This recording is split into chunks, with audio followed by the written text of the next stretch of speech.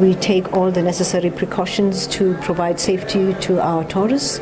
And the message we send out to the world is that South Africa is a safe place for tourists, because it is indeed a safe place for tourists. Ao ke mantšu a Tona ya tša baeti Tona Sisulu ge a kgonthišišetša baeti gore polokego ya bona e bohlokwa ka Afrika Borwa se ka ge lefapha le aba persente tše 3 go ikonomi ya naga. Sisulu kopane le mohlologadi wa motšwasehlabelo boemafofaneng bja OR Tambo.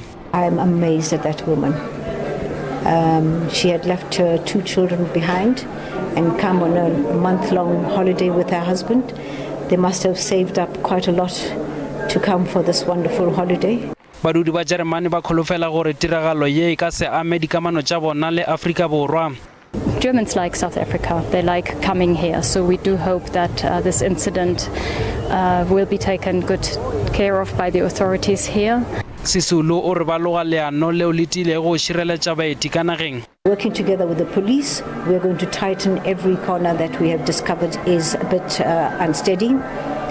We've learned from what has happened today what can happen, and we want to assure them it won't happen again.